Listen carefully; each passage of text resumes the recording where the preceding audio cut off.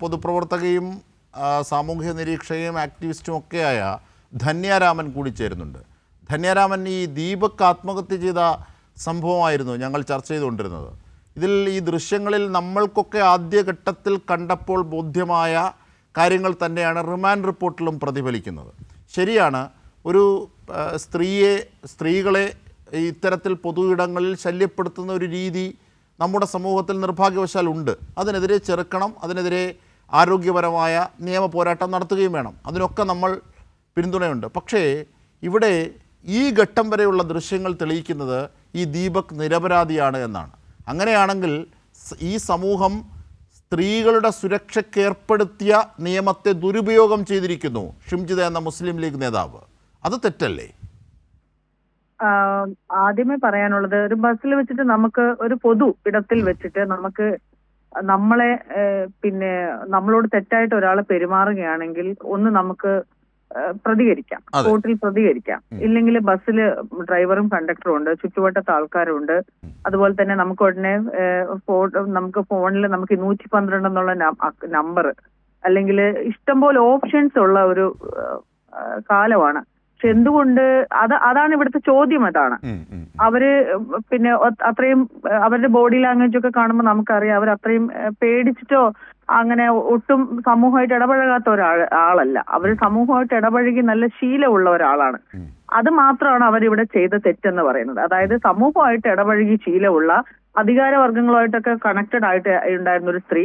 അപ്പോൾ അവര് മറ്റ് നിയമമാർഗങ്ങൾ തേടാതെ ഈ വീഡിയോ വൈറലാക്കാൻ ശ്രമിച്ചു എന്നുള്ളതാണ്. അപ്പോ അതിന്റെ ഉദ്ദേശം അത് ഓക്കെ, ധന്യരാമൻ സൂചിപ്പിച്ചത് വളരെ ശരിയായ കാര്യമാണ്. ഇനി അതിന്റെ രണ്ടാമത്തെ ഘട്ടം 7 വീഡിയോ ചിത്രീകരിച്ചു. പോലീസിന്റെ റിമാൻഡ് റിപ്പോർട്ട് പ്രകാരമാണെങ്കിൽ 7 വീഡിയോ അവർ ചിത്രീകരിച്ചു. ആ 7 വീഡിയോ ചിത്രീകരിക്കാൻ എടുക്കുന്ന സമയം നമുക്കറിയാമല്ലോ. സ്വാഭാവികമായി ഇപ്പോൾ പുറത്തു വന്ന അവർ തന്നെ പ്രചരിപ്പിച്ച ഈ ദൃശ്യശകലങ്ങൾ അത് സൂചിപ്പിക്കുമ്പോൾ ദീപക് ഇവരുടെ പിൻവശത്ത് ദീപക് എതിർവശത്തേക്ക് നോക്കി നിൽക്കുകയാണ്, ഇവരെ കാണുന്നത് പോലുമില്ല. അപ്പോൾ സ്വാഭാവികമായി അയാൾ ബാഗ് ഉയർത്തുന്നുണ്ട്. ആ സമയത്താണ് അയാളുടെ കൈ അവരുടെ ദേഹത്ത് സ്പർശിക്കുന്നത്. ഇങ്ങനെ സ്പർശിക്കുന്ന ഘട്ടത്തിൽ ഒരു എതിർപ്പോ ഒന്നും പ്രകടിപ്പിച്ച് അതിനെതിരെയുള്ള ഒരു പ്രതിഷേധം ശല്യപ്പെടുത്തലായി തോന്നിയെങ്കിൽ ഒരു എതിർപ്പോ പ്രകടിപ്പിക്കാതെ അവർ അവിടെ നിന്ന് വളരെ മുഖത്തൊരു പുഞ്ചിരിയോടുകൂടി അത് ഷൂട്ട് ചെയ്യുകയാണ്. ആ നിൽക്കുന്നിടത്ത് നിന്ന് ഷിംജിത മാറുന്നത് പോലുമില്ല. ഒരു പ്രതിഷേധത്തിൻ്റെ സ്വാഭാവികമായി ഒരു കൺസെൻറ്റ് ഇല്ലാതെയുള്ള കടന്നുകയറ്റം ഉണ്ടായാൽ അവിടെ മാറുകയും പ്രതിഷേധിക്കുകയും ചെയ്യേണ്ടത്. അങ്ങനെ ഒരു സംഭവമില്ല. ഈ വീഡിയോ ചിത്രീകരിക്കാനുള്ള ഉത്സുകതയാണ് അവിടെ കാട്ടുന്നത്. നമുക്ക് ആ ദൃശ്യങ്ങൾ ഇപ്പോൾ തന്നെ ഞങ്ങളുടെ സ്ക്രീനിലുണ്ട്. അത് കണ്ടാൽ തന്നെ മനസ്സിലാവും. ഈ മുഴുവൻ വീഡിയോയും വരുമ്പോൾ അതിൻ്റെ വസ്തുത എന്താണെങ്കിൽ അതനുസരിച്ച് പരിശോധിക്കപ്പെടട്ടെ. പക്ഷേ അതാണ് ധന്യ, അതായത് അവർ പറയുന്നുണ്ട് ഞാൻ എഡിറ്റ് ചെയ്യാത്ത വീഡിയോ എഡിറ്റ് ചെയ്തിട്ടാണ് ഞാനത് അപ്ലോഡ് ചെയ്തതെന്ന് അവർ പറയുന്നുണ്ട്. അപ്പൊ എഡിറ്റ് ചെയ്യാത്ത വീഡിയോ അവരുടെ പക്കലുണ്ട്. 7 വീഡിയോ എന്തോ ഉണ്ട്. അപ്പൊ ഒരു 7 വീഡിയോ എന്ന് പറഞ്ഞാൽ അവർ കറക്റ്റായിട്ട് അത് ഒരു വീഡിയോയിൽ മാത്രമേ അവരുടെ ബ്രസ്റ്റിൽ തട്ടുന്നതായിട്ട് കാണുന്നുണ്ട്. അത് ഈ പറഞ്ഞ പോലെ ബാഗ് എടുക്കുമ്പോഴാണ് അത് മുഴുവൻ വളരെ ഫോറൻസിക് ബുദ്ധിയോടുകൂടി നമുക്ക് പരിശോധിച്ചറിയാം. അയാൾ ബാഗ് ഉയർത്തുന്നു, സ്വാഭാവികമായും കൈയുടെ മുട്ട് പിൻഭാഗത്തേക്ക് വരുന്നു. ഓക്കെ, ഇനിയിപ്പോ അതെല്ലാം അയാൾ മനഃപൂർവ്വമാണ് തട്ടിയെന്ന് വിചാരിച്ചോ.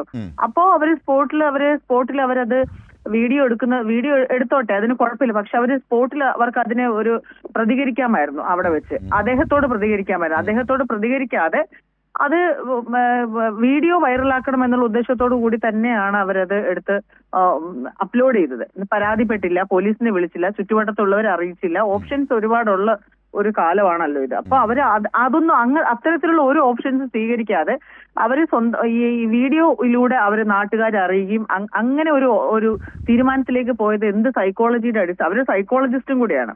എന്ത് സൈക്കോളജിയുടെ അടിസ്ഥാനത്തിലാണ് ഇപ്പൊ ഞാൻ പറയാം, നമ്മൾ ഒരാൾ ഉപദ്രവിക്കുമ്പോൾ വിത്ത് എവിഡൻസ് ഉണ്ടെങ്കിൽ അത് നമ്മൾ പോലീസിന്റെ അടുത്ത് പോയി കഴിഞ്ഞാൽ ഉറപ്പായിട്ടും അത് കേസ് രജിസ്റ്റർ ചെയ്യും. അവർക്ക് അതിനുള്ള നിയമ നടപടി അവരത് ഫേസ് ചെയ്യാൻ വേണം. പക്ഷെ അത്തരത്തിലൊരു ഇതിലോട്ടൊന്നും പോകാത്തതാണ് ഇവിടെ ഷിംജിതയ്ക്കെതിരെ പൊതുസമൂഹം അവർക്ക് എഗെയിൻസ്റ്റ് ആയത്. തട്ടിയെന്നിരിക്കട്ടെ, അതിൽ 1-2 ഇടത്ത് തട്ടുന്നതായിട്ട് കാണുന്നുണ്ട്. പക്ഷെ ഈ ഒരു കാര്യത്തിന്റെ പുറത്ത് മുഴുവൻ കഴിഞ്ഞ ദിവസങ്ങളിലെല്ലാം സ്ത്രീകളെ ഇങ്ങനെ ഒരു സംഭവം ആദ്യമായിട്ട് ഉണ്ടാവുന്ന പോലെയാണ് ആൾക്കാർ അതിനെ പ്രതികരിച്ച് കാണുന്നത്. അതായത് മുഴുവൻ സ്ത്രീകളും കുറ്റക്കാരാണ്, ഇത് മനഃപൂർവ്വം ചെയ്യുന്നതാണ്, അതിലേക്ക് വരെ ഒരു സമൂഹത്തെ മാറ്റി ചിന്തിപ്പിക്കാനായിട്ട് ഇത്തരം ഒരു വീഡിയോ കൊണ്ട് സാധിച്ചു എന്നുള്ളതാണ്. ധന്യരാമൻ നിരീക്ഷിച്ചതാണ്. കാരണം ഒരു സ്ത്രീ സുരക്ഷയ്ക്കായി നമ്മുടെ സമൂഹം പാടുപെട്ട് രൂപപ്പെടുത്തിയ നിയമവും സാമൂഹികമായ ബോധങ്ങളുമുണ്ട്. ആ ബോധത്തെ അട്ടിമറിക്കാൻ പുരുഷ കേന്ദ്രീകൃത സമൂഹത്തിന് ഇട്ടുകൊടുക്കുന്ന ഒരു ആയുധമായി ഇത് മാറി. അവിടെയാണ് ഷിംജിതയുടെ ഏറ്റവും വലിയ കുറ്റമായി ഞാൻ കാണുന്നത്. അതാണ് ഇവിടെ ഞാൻ അതിനെയാണ് കാണുന്നത്. അല്ലാതെ അവർക്ക് തട്ടിയാൽ അവരെ തട്ടുന്നുണ്ട്. ഒരു വീഡിയോയിൽ അവർ തട്ടുന്നതായി കാണുന്നു. 7 വീഡിയോ ഉണ്ടെങ്കിൽ അതിൽ ഒരു വീഡിയോയിൽ അവരെ ധന്യരാമൻ ഒരു തിരക്കുള്ള ബസ്സാണ്. കാരണം ബോധപൂർവമായ ഒരു തട്ടലാണ് അതെന്ന് തോന്നുന്നില്ല. കാരണം ഒരു തിരക്കുള്ള ബസ്സാണ്, സ്വാഭാവികമായും ബസ്സിൽ മൂവ്മെന്റുകൾ ഉണ്ടാകും. ആ മൂവ്മെന്റിന്റെ ഭാഗമായി പിന്നിൽ നിൽക്കുന്ന ഒരാളെ സ്പർശിക്കുന്നതും ബോധപൂർവമായി തട്ടി ആസ്വദിക്കുന്നതും തമ്മിൽ വ്യത്യാസമില്ലേ? ഇവിടെ ബാഗ് ഉയർത്തുന്ന വേളയിലോ മറ്റോ ഒന്ന് ചെറുതായി ഉലയുന്ന ഭാഗമായാണ് ഈ കൈകൾ സ്പർശിക്കുന്നത്. എങ്ങനെയാണ് ആ ദൃശ്യങ്ങൾ സൂചിപ്പിക്കുന്നത്? അതെ, ഈ ബസ്സിൽ നിന്നുള്ള കുറെ വീഡിയോസ് ഇപ്പൊ ഈ അടുത്ത കാലത്ത് ഇറങ്ങിയിട്ടുണ്ട്. ഞാൻ വിചാരിച്ചു ആണുങ്ങളെ തന്നെ ഉപദ്രവിക്കുന്ന വീഡിയോ കണ്ടിട്ട് ഞാൻ സത്യത്തിൽ ഞെട്ടിപ്പോയി. അത്തരം വീഡിയോസ് വരെ ഈ കാലത്ത് ഇറങ്ങിയിട്ടുണ്ട്. അതൊക്കെ പക്ഷെ അവരൊക്കെ ഒച്ച വെക്കുന്നുണ്ട്. ആണുങ്ങളായാലും പെണ്ണുങ്ങളായാലും അവർ പിന്നീട് ചോദിക്കുന്നുണ്ട്, ഇതെന്താണെന്ന് ചോദിച്ചുകൊണ്ടാണ് അവരൊക്കെ വീഡിയോ എടുക്കുന്നത്. ഇത് ഇവര് ആ ഒരു പർപ്പസ്ഫുള്ളി അങ്ങനെ നിന്ന് 7 വീഡിയോ എടുത്തത് കൊണ്ടുള്ള ഒരു കുഴപ്പമാണ്. സമൂഹത്തെയും തെറ്റിദ്ധരിപ്പിച്ചു. അത് വലിയ നെഗറ്റിവിറ്റിയിലോട്ട് മാറി. അദ്ദേഹത്തിന്റെ അതിലും ഏറ്റവും ഉപരി ആ അച്ഛനും അമ്മയ്ക്കും അയാളെ നഷ്ടപ്പെട്ടു എന്നുള്ളതാണ്. ഇപ്പം അയാൾ മരിക്കേണ്ടായിരുന്നു, പക്ഷെ അയാളുടെ ആ ഒരു ഇമോഷണൽ സൈഡ് അയാൾ ഭയങ്കര വീക്ക് ആയിട്ടുള്ള ഒരു മനുഷ്യനായിരുന്നു. അപ്പൊ അതുകൊണ്ട് അദ്ദേഹത്തിന് ഇത് അതിനുള്ളൊരു മനോധൈര്യം വന്നില്ല. അദ്ദേഹം അത് ആത്മഹത്യ ചെയ്ത് കളയുകയും ചെയ്തു. അല്ല, അയാൾ ഒരുപക്ഷെ അയാളുടെ നിരപരാധിത്വമാണ് അയാളുടെ രക്തം കൊണ്ട് അയാൾ തെളിയിച്ചതെങ്കിലോ? അല്ലേ? അതെ, ചിലപ്പം ചില മനുഷ്യരങ്ങനെയാണ്. നിരപരാധിത്വം ഒരു മരണം കൊണ്ട് തെളിയിക്കുന്ന ഒരുപാട് മരണങ്ങൾ നമ്മളുടെ ഇടയിൽ ഉണ്ടായിട്ടുണ്ട്. അവർക്ക് ഭയങ്കരമായിട്ട് ഭയങ്കര പെയിൻ ആയിരിക്കും. അവർക്കത് ഇനി തിരിച്ച് എന്റെ ആ ഇമേജ് നഷ്ടപ്പെട്ടു, ഇനി ഞാൻ എന്തിനു ജീവിക്കണേ, ഞാൻ ഇത്രയും നല്ലതായി ജീവിച്ചു എന്നുള്ള ആ ഒരു ചിന്തയൊന്നും ചിലപ്പോ നിരപരാധിത്വം തെളിയിക്കാൻ സാധിച്ചില്ലെങ്കിലോ, ഇനി ആരും വിശ്വസിച്ചില്ലെങ്കിലോ എന്നുള്ള ഒരു ചിന്തയൊന്നും പോലും ഉണ്ടാകുന്ന ആത്മഹത്യകളാണ് ഇത്തരത്തിലുള്ള ആത്മഹത്യകൾ. അപ്പൊ അതുകൊണ്ട് പൊതുനിരത്തുകൾ എപ്പോഴും ഇങ്ങനെ തന്നെയായിരിക്കും. മനുഷ്യർ അങ്ങോട്ടും ഇങ്ങോട്ടും നേരെ മറിച്ച് മാനവീയ രീതിയിലൊക്കെ ഒരു പരിപാടിക്ക് പോകുമ്പോൾ എന്തോരം മനുഷ്യരാണ് ഇടപഴകി ഒക്കെ കണ്ടിട്ടുണ്ട്. ഒരുപാട് ഇടങ്ങളിൽ അങ്ങനെ ഇടപഴകുന്നുണ്ട്.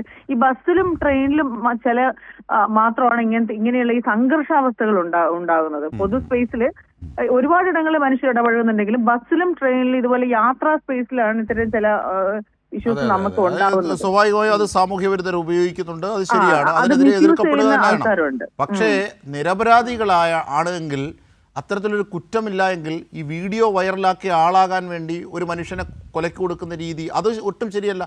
അവിടെ ഒരു നിരപരാധിയാണ് ക്രൂശിക്കപ്പെടുന്നത്. അങ്ങനെയാണെങ്കിൽ ഇവിടെ ഒരു ലീഗ് നേതാവ് ഷംജിത ചെയ്തിരിക്കുന്ന അത്തരത്തിലൊരു വലിയ കുറ്റമാണ്. അതെ, അവരെ സംബന്ധിച്ച് അവര് മനുഷ്യരോട് ഇടപഴകി ഒരു സാധാരണ ഒരു സ്ത്രീയല്ല. ഒരു കടയിൽ പോയി, ഒരു റേഷൻ കടയിൽ പോകുമോ അല്ലെങ്കിൽ തൊട്ടടുത്ത ബാങ്കിൽ പോകുമോ, ഒരു ബസ്സിൽ കയറി അങ്ങോട്ടോ ഇങ്ങോട്ടോ പോയ ഒരാളല്ല. വീട്ടിൽ മാത്രം ഒതുങ്ങിയിരിക്കുന്ന ആളല്ല. അവര് പൊതുസമൂഹത്തോട് ഇടപഴകി ശീലമുള്ള ഒരാളാണ്. മനുഷ്യരെ പഠിച്ച ഒരാളാണ്.